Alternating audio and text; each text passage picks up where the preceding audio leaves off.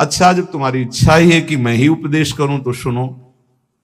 सब शास्त्रों का सार तुम्हें बता रहा हूं कि हर समय नाम जप होना चाहिए। पकड़ते रहो, बहुत सुंदर सुंदर शिक्षाएं महाप्रभु ने दी। सब साधनों का सार है हर समय नाम जप होना चाहिए। पहला, प्रेम की उपलब्धि केवल नाम स्मरण से ही होती है। सेवक जी महाराज कह रहे, प्रेम मूल यह नाम है, प्रेमी रसिक जपत यह नाम, प्रेम मगन निज बन विश्राम। नाम स्मरण सर्वश्रेष्ठ सुख का साधन है। नाम स्मरण प्रेम उपलब्धि करता है। बस समझना यह है कि नाम स्मरण कैसे बन के किया जाए। प्रेम प्राप्ति के लिए सबसे पहले साधु संग करना अत्यंत आवश्यक है। साधन है नाम स्मरण। नाम स्मरण की पूर्ति, नाम स्मरण करना, नाम स्मरण बढ़ाना, नाम स्मरण बचाना, यह साधु संग से होता है। शास्त्रों में ढूंढो तो हर बात का आपको प्रमाण मिलेगा। श्री ध्रुवदास जी कह रहे, भजन न होई संग बिनु, भजन बिना नहीं प्रेम। भजन के बिना प्रेम नहीं होगा, भजन बिना साधु संग के नहीं होगा। तो बोले साधन को हरि भजन है, कै सत्संग सहाय। साधु संग सहायता करता है भजन करने में, भजन बढ़ाने में, भजन पचाने में। साधु संग सबसे पहला कर्तव्य है भगवत प्राप्ति का कि साधु संग करे। साधु संग से नाम कीर्तन, सत्संग, भगवत लीलाओं का कथन श्रवण, नाम जप, ये साधन प्राप्त होने लगते हैं। जंतुर, कलावा, भस्म, राख, एक को बात नहीं कही, नहीं। साधु संग से नाम कीर्तन, सत्संग, भगवत लीलाओं का कथन श्रवण और नाम जप, ये प्राप्त होता है। पकड़ो, यह है साधु संग। इन्हीं जो साधन बताए, साधु संग से इन्हीं साधनों को पकड़ना चाहिए। संसारी लोगों से किसी भी तरह का वैरागी का कोई संबंध नहीं होना चाहिए। हमें लगता है आज जो अभी चर्चा शुरू हो रही है, ये वैराग्य, बहुत आगे अच्छे उपदेश हैं, ये पकड़ लेना चाहिए, महाप्रभु के उपदेश हैं। विरक्त को चाहिए कि अगर वो एकांत में बैठ करके सोचे कि मेरा कौन, तो पूरा घूमने पर मन को कोई अपना नहीं मिलना चाहिए। गुरु कृपा से आज तक ऐसा ही है, सब श्री जी के हैं, अपना कोई नहीं है। वैरागी को चाहिए कि उसके संबंध के रजिस्टर में एक ही नाम होना चाहिए, हमारे माई श्यामा जू को राज, बस। मेरे तो गिरधर गोपाल दूसरो न कोई। मीरा जी के रजिस्टर संबंध में, रजिस्टर में जो संबंधी है वो कौन है? बोले मेरे तो गिरधर गोपाल दूसरो न कोई। और ये संबंध पुष्ट कैसे होता है? बोले साधु संग से। मीरा जी भी यही कहते हैं, रात दिन संतों का संग करके ये प्रेम बेली जो बोई, तो उस प्रेम बेली में जो अनन्य फल लगा, वो मेरे तो गिरधर गोपाल दूसरों न कोई। दूसरी बात, पहली बात साधु संग करना है। साधु संग किसे कहते हैं? जिसके संग से भजन बढ़ने लगे, भगवत कथा सुनने को मिले, भगवत अनुराग बढ़े, भगवान नाम कीर्तन, भगवत लीला गायन श्रवण, ये साधु संग। तो साधु संग का परहेज क्या है? संसारी पुरुष का कोई भी संबंध नहीं होना चाहिए। अगर तुम्हारे हृदय को ऐसे राउंड लगाकर जांच करना हो तुम्हें, तो देखो तो एक ही जगह निकले कि हमारे माई श्यामाजू को राज। श्यामाजू के सिवा, जैसे महाप्रभु हरिवंश चंद्र जी कह रहे, मेरे प्राणनाथ श्री श्यामा शपथ करो तृण छिए, कसम खा के कहता हूं श्यामाजू के सिवा हमारा कोई नहीं है। ये बात हुई। अब दूसरी बात है, संसारी लोगों से किसी भी तरह से बात करने का अवसर ना देना। प्रपंच की बातें नहीं। बोधियंता परस्परम का आदेश है भगवान का, मेरी चर्चा करो परस्पर बैठकर, और जहां प्रभु की चर्चा से संसार की तरफ जाने लगे, उठो चल दो। दूसरी आगे की बात, किसी भी वैष्णव को ये नियम पक्का ले लेना चाहिए कि ना किसी की निंदा करेंगे, ना किसी की निंदा सुनेंगे। दिमाग में लिख लो, चाहे रजिस्टर में, बहुत जरूरी है, नहीं तो भजन छीन हो जाएगा। महाप्रभु कह रहे हैं ना किसी की निंदा करेंगे, ना किसी की निंदा सुनेंगे। ये नियम ले लो। बड़े बड़े ऋषियों ने इस बात के लिए सावधान किया है कि दूसरे की निंदा नहीं करनी, दूसरे की निंदा नहीं सुननी। इन बातों का सदा ध्यान रखते हुए बचना कि कभी किसी की निंदा मत कर देना। दूसरों के गुण दोषों का कथन करने वाला उपासक बहुत बुरी तरह भ्रष्ट हो जाता है। यदि कुछ कहना है तो कृष्ण चर्चा करो, भगवत चर्चा करो, कभी किसी की चर्चा मत करो, प्रभु की चर्चा के सिवा, नहीं तो निंदा होने लगेगी, अपराध बन जाएगा। डरो तब सुख हरिवंश गुण नाम रसना रटत और बहुवचन अति दुखदानी। कोई कितना भी अवगुणी हो उसके अवगुणों की चर्चा मत करो। तुम्हें तो अपना हृदय निर्मल करना है। तेरे भावे जो करे भलो बुरो संसार, नारायण तू बैठ के अपनो भवन बुहार। देखो ध्यान से सुनना, चाहे कितना बड़ा कोई ज्ञानी हो, ध्यानी हो, जपी हो, पंडित हो, जहां उसने किसी की भी निंदा का वाक्य मुख से निकाला वहीं पतित हो जाएगा, गिर जाएगा, भ्रष्ट हो जाएगा। निंदा ऐसे होती कि यार वो तो बहुत सुंदर बोलते हैं, ऐसा है वैसा है, अच्छी अच्छी बातें निकलते हैं, पर जो है उनको ऐसे नहीं। वो जहां पर लगाया तो तुम्हारे पर लग गए, उड़ जाओगे। किसी के भी दोष की वार्ता ना करो, एक भी दोष चर्चा ना करो।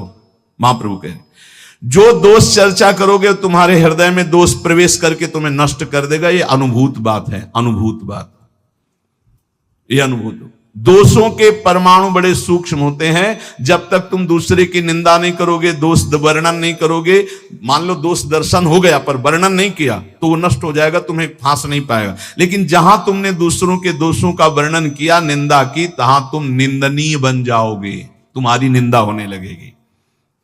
ज्यों ज्यों तुम दूसरे की निंदा करोगे त्यों त्यों अच्छे परमाणु नष्ट होते जाएंगे, गंदे परमाणु बढ़ते जाएंगे। हृदय की पवित्रता, सरलता, सच्चिरता और ज्ञानार्जन, भजन, सद्वृत्ति सब नष्ट हो जाएगी और मोह का साम्राज्य हो जाएगा, अज्ञान का। डरो, बहुत खतरनाक खेल है। भक्तन की निंदा अति बुरी, भूल करो जिन कोय, कि सुकृत बहु जन्म के छिन में डारे खोए। इसलिए वैष्णव का परम धर्म है कि वो किसी की कभी भी निंदा ना करे और ना सुने। अदोषदर्शी वैष्णव होता है। सुनो, भगवत भक्त जो महात्मा है, भागवत है, साधु पुरुष है, उन्हीं के बीच में बैठो। ऐसे लोगों के बीच में मत बैठो जो एक दूसरे की निंदा करते हैं। ऐसे लोगों के बीच में मत बैठो जो मान प्रतिष्ठा की चाह रखते हैं, जो भोगों की चाह रखते हैं, जो काम तृष्णा वाले हैं। ऐसे लोगों का संग बिल्कुल मत करो। संगम त्यजेत मिथुन व्रतिनाम मुमुक्षु। विरक्त को चाहिए कि सदैव बचकर रहे ऐसे लोगों से, क्योंकि इनके परमाणु ऐसे होते हैं कि विरक्त की विरक्तता नष्ट हो जाएगी। इस वैराग्य के मार्ग में विषयी पुरुषों से बचना ऐसे बताया गया कि जैसे तुम्हारी गोद में सांप गिर जाए तो क्या करोगे? पहले झटकोगे, बाद में विचार होगा। ऐसे विषयी पुरुषों पर विचार करने की जरूरत, पहले झटको, दूरी हटो। अगर तुम वहां रहे तो सांप का जैसे काम है कि वो काटी लेगा, ऐसे विष चढ़ जाएगा, विषय रूपी विष चढ़ ही जाएगा पक्का। बहुत विचित्र, तो बड़ी विचित्र लीला है। इसलिए विरक्त को निरंतर भगवान नाम जप, भगवत लीला का गायन, भगवत लीला का श्रवण और विषयी पुरुषों के संग का त्याग और दूसरों की निंदा, दोष और इस प्रकार की सुनना, कथन करना, इसका त्याग, ये वैरागी के सुदृढ़ नियम है। और सुनो, मैं तुम्हें वैष्णव के संक्षेप में मुख्य मुख्य धर्म बताता हूं। पहला, ग्राम्य कथा और भोग कथा एक कभी नहीं देखनी चाहिए, न सुननी चाहिए। ग्राम्य कथा में सांसारिक बातें, भोग कथा में जो विषय भोगों की। मोबाइल वाले वैष्णव जन सावधान, बिल्कुल ऐसा भयावह मोबाइल है कि अगर आप सावधान न रहे तो नष्ट हो जाएंगे। भगवत लीला कथा सुनने के लिए आपने मोबाइल खोला तो जहां लीला कथा आ रही वहीं बगल में भोग कथा और संसार कथा के भी वीडियो है। आपने इसे टच किया तो लीला शुरू हो जाएगी और तुम्हारी लीला बिगड़ जाएगी। बहुत संभल कर, बहुत संभल कर। छोटे छोटे बच्चों की वो बुरी दशा हो रही इस मोबाइल के कारण, पर बहुत लाभ भी मोबाइल से है, तो इसलिए लाभ लो, अवगुण का त्याग करो। ग्राम्य कथा सुनना और भोग कथा सुनना मानो अपने वैराग्य की आग लगा लेना है, वैराग्य को नष्ट कर देना है। ग्राम्य कथा सुनने और कहने वाला निश्चित विषयी बन जाता है। बचना चाहिए विषयी पुरुषों से। बहुत विचित्र है, बस बस शब्द मान लीजिए, ग्राम्य कथा, भोग कथा, इससे दूर, बहुत दूर। दूसरा, वैष्णव को अच्छे अच्छे स्वादिष्ट पदार्थ नहीं खाने चाहिए। भोजन में जो नीरस पदार्थ हो वही लेने चाहिए, इससे विषय लोलुपता नष्ट हो जाती है। अच्छे अच्छे पदार्थ स्वादिष्ट हटा के और नीरस पदार्थ वैष्णव को लेने चाहिए। ऐसे पदार्थों के खाने से विषय भोग की कामना बढ़ती है, महाप्रभु चैतन्य देव कह रहे हैं। तीसरा, अच्छे चमकीले कीमती स्वच्छ वस्त्र वैरागी को नहीं पहनने चाहिए। संतों से, हमने गुरुजनों से सुना कि कभी दोनों कपड़े नीचे ऊपर के नए नहीं होने चाहिए, एक पुराना एक नया। अगर नीचे का नया है तो ऊपर का पुराना। शब्द देख लो, कह रहे अच्छे कीमती वाले, चमकीले, लप लप एकदम नहीं, और स्वच्छ नहीं, मलिन। मलिन वस्त्र, कम पैसे का वस्त्र, पुराना वस्त्र। अगर फट रहा है तो एक बदल सकते हो, एक पुराना। ऐसी रहनी से रहना चाहिए। अच्छे चमकीले स्वच्छ महंगे ये वस्त्र नहीं होने चाहिए बैरागी के। ये साधक को, बैरागी साधक को नहीं पहनने चाहिए। चौथा, कोई भी तुम्हारा सम्मान करे तो तुम उसे स्वीकार मत करो। दो प्रकार से, एक तो पंचांगों प्रणाम कर रहा है आप करो, अगर ऐसा नहीं है तो आप तत्काल विचार करो कि ये गुरु और इष्ट के लिए प्रणाम हो रहा है, क्योंकि तिलक गुरु प्रदत्त, वेश गुरु प्रदत्त, जीवन गुरुदेव का, ये गुरुदेव और इष्ट का प्रणाम हो रहा है। स्वयं कभी स्वीकार नहीं करना चाहिए, क्योंकि मान सम्मान स्वीकार करने से अभिमान आता है, और अभिमान से सारे साधन भागवतिक ढक जाते हैं, नष्ट हो जाते हैं। जहां अभिमान आया तो फिर विकार परेशान कर देते हैं। जैसे नारद जी को थोड़ा आ गया कि मैं काम विजयी हूं, तो फिर आगे की चरित्र सुना ही है। पांचवा, अपने को तो सम्मान नहीं लेना, लेकिन दूसरे का सम्मान जरूर करना है। दूसरे को इतना सम्मान दो मानो भगवान हमारे पधारे हैं, ऐसा भाव। यहां तक वर्णन कि यदि आप श्री जी की सेवा कर रहे हो, कोई वैष्णव आ गए तो श्री जी को ऐसे पधरा दो, जैसी स्थिति में हाथ जोड़कर खड़े हो, पहले वैष्णव का सम्मान करो, फिर श्री जी की सेवा करो। जैसे अपने आत्मस्वरूप प्रभु का सम्मान, ऐसे आए हुए घर में संत का, वैष्णव का सम्मान करे। उनके सामने अपने को अत्यंत दैन्य तुच्छाति तुच्छ समझे, इससे श्री कृष्ण बहुत प्रसन्न होते हैं। छठवां, खाते समय, स्नान करते समय और क्रियाओं के समय नाम छूट जाता है। कुछ ऐसे समय हैं जिनमें भजन में विघ्न पड़ता है, तो उन अवस्थाओं में सावधान रह करके नाम को पकड़े कि छूट ना जाए। जैसे भोजन पा रहे हैं, स्नान कर रहे हैं, कोई क्रिया कर रहे हैं, किसी व्यक्ति से मिल रहे हैं, इनमें भजन छूटता है। सावधान होकर वैष्णव को भजन पकड़ना चाहिए कि खाते पीते, चलते फिरते, मिलते, व्यवहार करते भी नाम जप ना छूटे। नाम जप से बहुत जल्दी श्री कृष्ण प्रेम प्राप्त होता है। सातवां, हर वैष्णव को प्रगट में ठाकुर जी विराजमान करने चाहिए। नाम, राधा नाम विराजमान, छोटा सा राधा नाम, जरा सा इत्र, स्नान कराया, इत्र लगा दिया, भोग लगा दिया, पर सेवा जरूर होनी चाहिए। बिना सेवा के कोई वैष्णव नहीं होना चाहिए। प्राय ऐसा होता है, कोई शालीग्राम जी रखते हैं, कोई गोपाल जी रखते हैं, कोई, पर ठाकुर सेवा प्रत्येक वैष्णव के पास होनी चाहिए। जो परम पवित्र मन वाले हो चुके हैं वो मानसिक सेवा भी कर सकते हैं। प्रगट सेवा और मानसिक सेवा आराध्य देव की। उपासक को चाहिए कि बनावटीपना बिल्कुल तुम्हारी साधना में नहीं होना चाहिए। बनावटीपने का मतलब होता है कि जैसे ऐसे बैठे हैं, सहज में ऐसे बैठे हो, चार लोग दर्शन करने आते, कोई बनावटी नहीं होना चाहिए। वो फटाफट माला लिया, ऐसे गप्पा मार रहे थे, फटाफट माला लिया, कोई भी दम नहीं, कोई भी पाखंड नहीं, कोई भी नाटकबाजी जीवन में ना आवे, नहीं तो बहुत बुरी तरह साधक चौपट होता है। जब तुम नाटक करोगे ना तो माया को आदेश कर देंगे भगवान, कर नाटक इसके साथ, वृंदावन छूट जाएगा, भजन छूट जाएगा। हाँ, इसलिए किसी भी वैष्णव को किसी भी तरह का कोई नाटक नहीं करना चाहिए। नाटक बिल्कुल ठीक नहीं है। जो वैष्णव है वो केवल प्रभु प्राप्ति का लक्ष्य रखता है। महाप्रभु रघुनाथ दास जी को लक्ष्य करके साधन साध्य का उपदेश कर रहे हैं। 8 बजे रात्रि तक खूब नाम कीर्तन होता रहा। फिर जो गौड़ीय भक्त आए हुए थे महाप्रभु उनसे मिले। इतने में शिवानंद जी जो मार्ग में पुछवाया था मजूमदार जी ने, तो वो जब वहां आए तो रघुनाथ दास जी को देखा तो रघुनाथ दास जी भाग करके महाप्रभु के पास आए थे। सेन महाशय से कहा कि वो तो यहां आए हुए हैं, तो बोले हमें तो रास्ते में पूछवाया था उनके पिता, तो एक बार अगर आदेश हो तो मैं वहां सूचना दे दूं, क्योंकि वो सब बहुत व्याकुल है। जाकर सिंह पौर के द्वार में देखा तो सबसे पीछे फटी गुदड़ी, शुष्क शरीर हो रहा है और श्री कृष्ण नाम लेते हुए सुप्रवाह करते हुए वो आहर्निश श्री कृष्ण कीर्तन। उन्होंने विचार किया कि इनसे क्या पूछना कि तुम्हारा सकुशल हो, इनका तो परम सकुशल है। सकुशल तभी माना जाता है जब भगवान का चिंतन होता है। जैसे आजकल लोग पूछते हैं कुशल मंगल, बोले हाँ सब कुशल मंगल, तो कुशल जानते किसे कहते हैं? तब लगी कुशल न जीव कहूं सपने हूं मन विश्राम, जब लगी भजत न राम कहूं शोक धाम तज काम।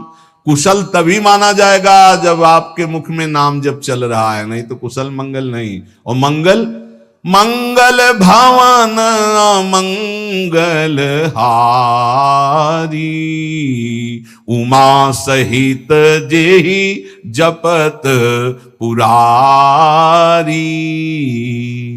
मंगल भवन भगवान का जो स्वयं उमा सहित भगवान शिव नाम जप करते हैं। यदि नाम जप नहीं हो रहा तो कुशल मंगल नहीं तुम्हारी। और बोले कुशल मंगल, बोले सब कुशल मंगल, पर पंच करते हुए कुशल मंगल, नाम जप करते हुए। सेवक ने तत्काल पत्र लिखा, शिवासेन ने पत्र भिजवाया जगन्नाथपुरी से कि आपका पुत्र निश्चिंत रहिए, महाप्रभु की कृपा से यहां विराजमान है, पर जो स्थिति है वो तुम सह नहीं पाओगे। रघुनाथ दास सिंह पौर द्वार पर खड़े होकर भिक्षान जो मिलता है उसी को पाते हैं और किसी से कोई और सुख सुविधा नहीं लेते। जब उनके माता पिता के पास पत्र पहुंचा तो हाय हाय मच गया कि अरबों खरबों की संपत्ति और बेटा भीख मांग रहा है सिंह पौर द्वार पे। माता तो मूर्छित हो गई सुनकर के कि कैसे मेरा रघु जीता होगा। पिता ने अपने पुत्र के लिए तत्काल 4 रसोई नौकर सब 400 स्वर्ण मुद्राएं साथ में, जाओ रोज रसोई बनेगी, अच्छे से अच्छे पदार्थ मेरे रघु को, अगर वो बैरागी बन के रहना चाहता है तो ऐसे रहे। हर माता पिता की ऐसी व्यवस्था।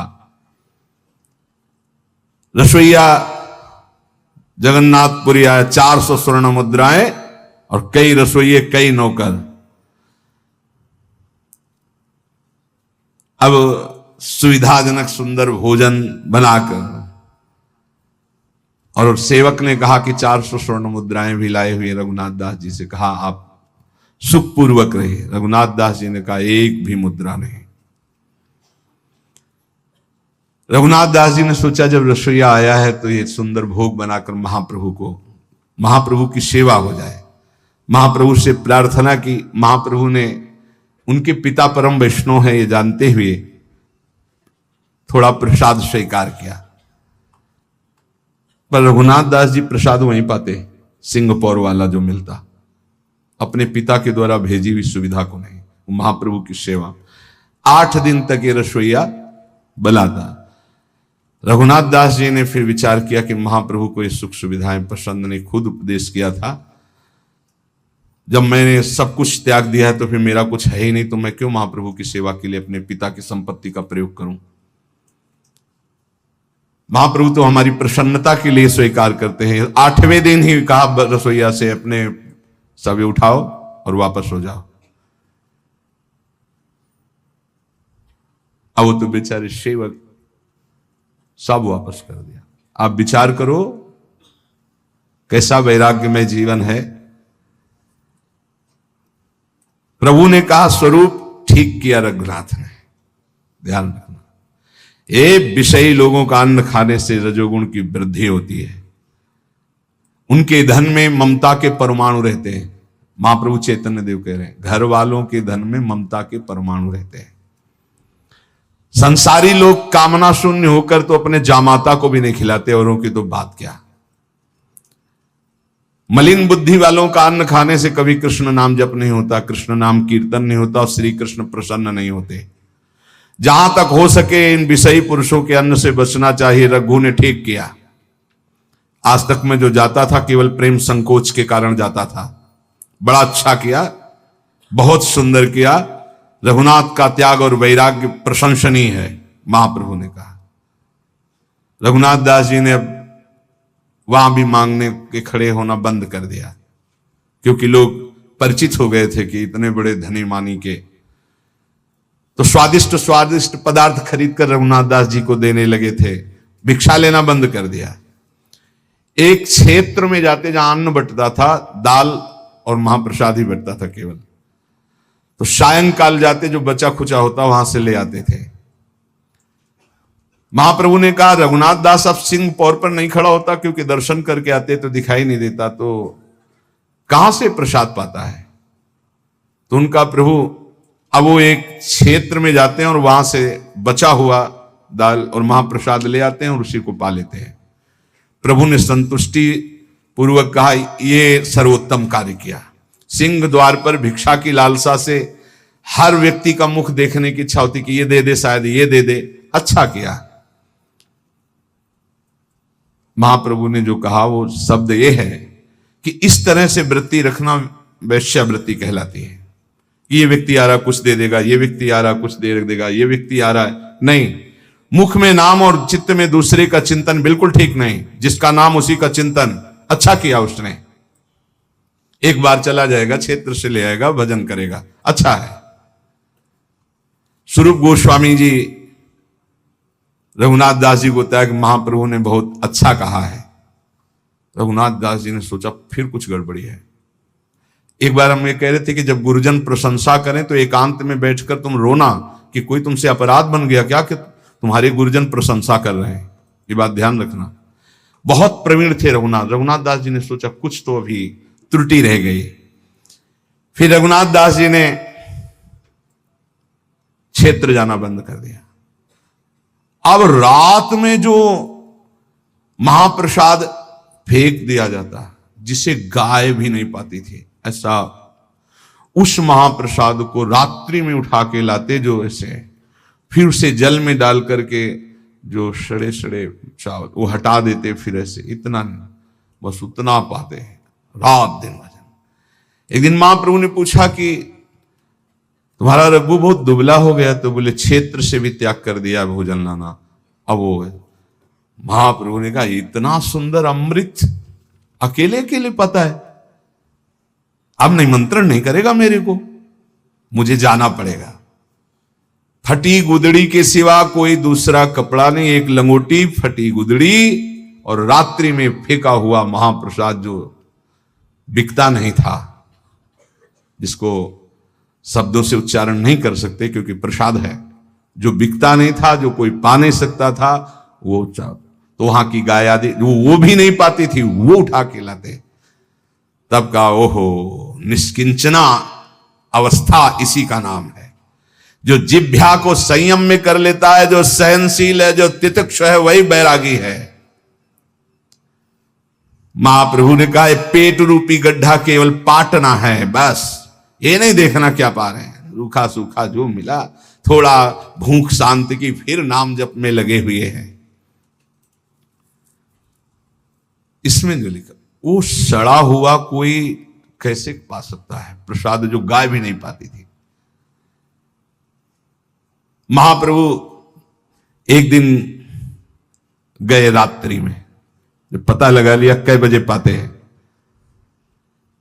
और पीछे से जब वो पा रहे थे तो आंसू बहाते हुए कृष्ण कृष्ण नाम जप करते पीछे से गए। ऐसे रज के पात्र में जो तो ऐसे लिया महाप्रसाद का, इतना स्वादिष्ट अमृत तू अकेले, बोले महाप्रभु आप मत पाना, हमने पहले पा लिया है, ये आपके पाने के योग्य नहीं। बोले ऐसा अमृत का निषेध करता है, अकेले अकेले कहीं ऐसा अमृत पाया जाता है। महाप्रभु आज मुझे श्री कृष्ण प्रेम प्राप्त होगा, क्योंकि ये रघुनाथ दास जी एकदम हाय हाय करने लगे। प्रभु रघुनाथ, हमें शिकायत रहेगी कि तुमने ऐसे अमृत का निमंत्रण नहीं किया और हमको जबरदस्ती आके पाला पड़ा। चरणों में गिर गए, कहा प्रभु ये आपके योग्य नहीं था, आपने ऐसा क्यों किया, आपने मुझे महापापी बना दिया, क्योंकि आपने उपा रहे थे रघुनाथ दास जी। प्रभु पाते हुए उल्लसित होकर के कहा, रघुनाथ आज तुम पतित पावन हो गए, दूसरों को पावन करने वाले बन गए, और हृदय से लगा लिया। इतने में आवाज सुनकर सब परिकर आ गया, सबने देखा है महाप्रभु चैतन्य देव ने कहा सच्ची बताऊं रघुनाथ, आज तक इतने पदार्थ खाए वो स्वाद नहीं आया जो आज मुझे आया। जैसे सुदामा के तंदुल में श्री कृष्ण, सबरी के बेर में भगवान श्री राम, और विदुरानी के केले के छिलके द्वारिकाधीश, ऐसे रघुनाथ दास जी के उस चावल को महाप्रभु पा करके कहते महाप्रसाद, आज तक इतने व्यंजन पाए वो स्वाद नहीं आया जो आज मुझे स्वाद आया। आज मैं श्री कृष्ण प्रेम को प्राप्त हो रहा हूं।